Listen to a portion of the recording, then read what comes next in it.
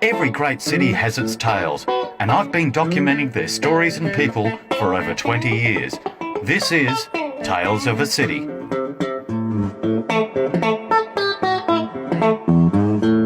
Good evening and welcome to another episode of Tales of a City. 7 years ago I made a film called 81 Years, the Johnny Mac story. It documented the life of Australian country music and television legend Johnny Mac. Here it is 7 years later, and I thought I'd catch up with him again.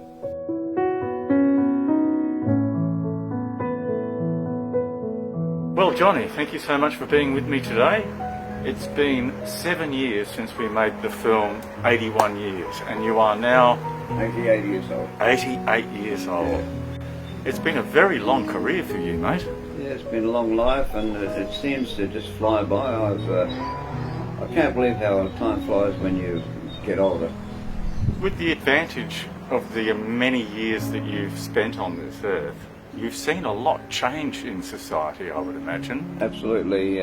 For one thing, that with when I was in Canada and America with the band and all the artists we opened for, Johnny Cash, Roy Orbison and all those, they sold records on their voice, and it's come to pass that you have to sell records now on a film clip.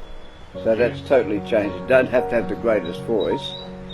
Take Kylie Minogue, great body, sells on the body. When I first started television on Channel 7, they told me that 70% of television is what people perceive through their eyes. Yes. If you're a beautiful person, they look at you and it takes the attention, and 30% is what they hear. Indeed. Well, in the days when you were at the height of your fame, there was television, radio, magazines, and that was and personal appearances in public places. That was pretty much the only way you could promote a record, wasn't it? Yes, yeah. You needed all those assets. It would have taken a lot of time, a lot of energy, a lot more time on the ground actually promoting your work than it would be now. Now you just upload it to the internet. Yeah, you don't have to go to locations anymore. It's all done before, and they can just put you in. It's easy now. Yeah. But the old days is different. Do you think that artists aren't really having the opportunity to pay their dues these days?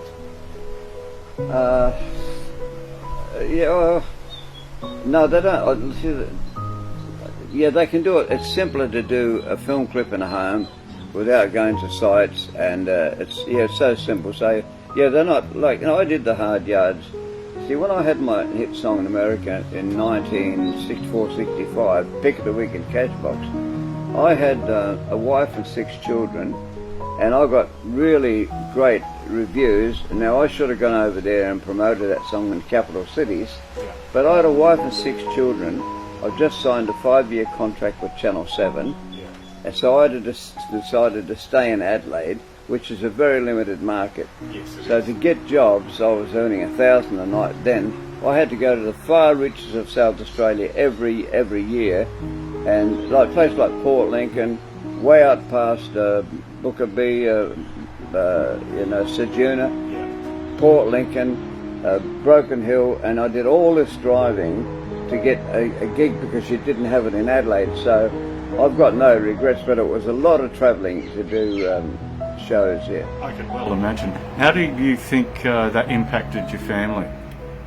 Well, I was away a lot, and they may do. Barbara was a rock, because we had 6 children under 9 at that time, and she was just wonderful. But to stay in I had to do these trips all around the state, and the most powerful thing that made my image in the early days was Bob Fricker's Mountain Music, because 5AD got all over the state, and people knew my voice, but when they saw me, they thought I was taller or what, and they had no conception because I didn't have the television. Yes. And so we sold on our voice, and it's so much easier now to do a film clip and sell a song. Yeah. Do you think for your family it was difficult living in the shadow of your fame? Yes, because my kids got teased and persecuted at school, and because I lived in a place only park called Victoria Avenue for 14 years, some of my daughters said, "Oh, you don't need a job, you live in Victoria Avenue." So there was a discrimination in the early days. Yeah. About, your kids are the ones that suffer. And when I went into politics, my second tour of Vietnam, I got home, it was just, I got hate letters, and I got letters to kidnap my children, and I've never seen so much. I should never have gone into politics for the year I was a candidate, and I got beaten by Gil Langley, the sitting member. But I learned a lot in that. But entertainers should not go into politics, because for 3 years, Jethro, I got banned in all the Labor states in South Australia, union states, and I couldn't get any work for 3 years. So basically, because you were a Liberal Party candidate, you were blackballed in all Labor areas. Big mistake, because an entertainer belongs to the public, not to one party, and that cost me dearly. Yeah, indeed. A lot has happened in the last 7 years. You've had some real tragedy take place in your life. You lost your dear wife. First, I lost my granddaughter. She was 25, my son Tim's daughter. It was with drugs, and it was so sad. She was 23, a beautiful girl. I hate drugs, what they did, and I think it was ice. And then about 5 months later, I lost my wife of 58 years. And that was I still haven't got closure. It's been 5 years. And then I lost my sister 18 months ago, my older sister. She was 90. And then I lost my young brother in April, couldn't see him because of the COVID-19. I lost my young brother Terry at 79.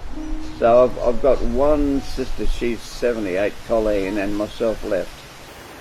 That's a great deal to deal with at this stage of your life. How do you keep your spirits up?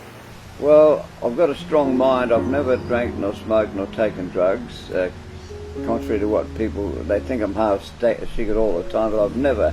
And I like people to drink and smoke, and if they want to smoke a bit of pot, I don't mind, but I'd have a terrible addiction. And if I had my first drink of alcohol now, no woman would be safe. I do find that unusual in this day and age, in 2021, that it's very rare that I would ever meet a man who never had a drink in his life, never smoked a cigarette in his life, and was married to the same woman for his entire life. Well, I tell you, when we were a poor family, Dad was a World War I wounded soldier. He had shrapnel in his arm, shrapnel in his foot. They wanted to take both off in England. He came back, met my mother at Gawler, and he came back and married Mum, and he had eight of her children, and I'm in the middle. And when I was 7, we were so poor. I had brothers that liked to drink a lot, and Dad had his demons. Every 6 months he'd have a bender. But he's a great father. He died when I was 16. He's a great father, and he provided. He was generous. But the war soldiers, same as the Vietnam vets, they have their demons. But for every 6 months he'd have a bender, and that's okay. Then when I was 7, I was breaking up fights, and I made Mum a promise. I said, "Mum, I won't drink or smoke," and I never have. And when I was 16, I was working 3 jobs, left school at 14. I saved up enough money to buy a block of land at 16 at Parkside. And I bought an accordion, I bought a clarinet and a guitar, self-paid myself. And yes, I had 2 or 3 jobs. So if you want to buy something, you have to work for it. So that by 16, when my father died, I owned a block of land. Right. And there was 10 of us in 2 rooms in Parkside. I was born in Kenilworth Road, Parkside. Yeah. Would you believe I was ugly? In the height of your fame, did you receive a lot of female attention on the road? Absolutely. Yeah. When you're on stage, and it's so it's so difficult because you just women used to have in towns like Winnipeg and Karamoka and that, they used to have competitions In the cabarets I sang the whole night. Who could get me in bed? And some of those beds were hard. But you always remained faithful to your wife, didn't you? Nobody's perfect, but these country towns I was booked 14 years straight and 15 years straight. You never touch the women, you know, in country towns. And, you know, you flirt a bit. No one's perfect. Yeah, but, yeah. So tell me, looking back on your 88 years, do you have any regrets? I'd do everything. I've never asked for a job in my life, and I'd do everything I did. I wouldn't change a thing because, you know, I took every opportunity. I never asked for a job, but I did realise this in 1960 when I had my record going. I did 29 charity shows in 1 month, including Yatala Prison, and I did sometimes 3 a day. And the trouble is, when you do charity work, you're an image. You lose your commercial value because they can get you for nothing. Yeah. So then you sort of need a manager. It waters down the appeal. Yeah. Is that part of your regrets, do you think? No, I would do the same. Like my tours of Vietnam in 1969, Channel 7, I had my national show called Johnny Mac's Country Style. They let me tape 2 shows ahead so I could do 2 weeks in Vietnam. We were volunteers, but it cost me a couple of $1,000. But I was proud to represent my country. We went with Anne and Susan Wills and Lorraine Desmond, beautiful women. Roy Whitting, yeah. And we did 3 shows a day in Vietnam. And, you know, to see the troops crying and the adulation they gave, standing ovations, and it was it's something you can't buy. They were the best tours of my life. Were you ever concerned for your own safety in Vietnam? No, because, you know, Jethro, it was like an adventure. You're going up in gunships and the pilots are trying to show you a good time. We're dressed in khaki because we didn't want to become targets for the Viet Cong to shoot. And they were going up and down over the fields, the sugar, I forget what they were growing there, but they were trying to impress us, and they did. Yeah. And we did 1 ship on the Mekong Delta. I think this was in 71 with Joan McInnes, Anne Allwood and Miriam Martin and Billy Ross McDonough and a couple of others. Anyway, so we were so heavy we hit the water of the Mekong Delta, then we came up. So there's an element of risk on whether we're in a plane, helicopter or tanks or whatever. And in Vietnam, because it was so wet, they had to put grids on the muddy fields so they can land to get traction. Yeah. It was all grids, you know, because it was muddy and it rained all the time. Tell me, if you were to shuffle off this mortal coil tomorrow, what would your advice to the world be from your 88 years of wisdom? Well, touring the world, I find that if you smile and you're kind, it's a universal language. And people are the same the world over. They might speak a different language, but a smile and a courtesy, it gets you a long way.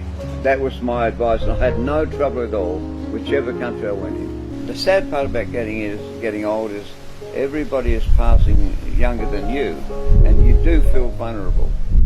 But I'm trying to make every day a bonus, and, you know, just be kind to people. Well, thank you very much, Johnny. My pleasure. Hopefully we can do this in another 7 years. We will. Pink champagne, a room of roses, violets, blue, candle shine. Pink champagne, a room of roses, cannot mend this heart of mine. Oh, the pink champagne, the roses on the table look so gay. The pink champagne and roses cannot keep these blues away. Out across the water there's a silvery moonlight glow.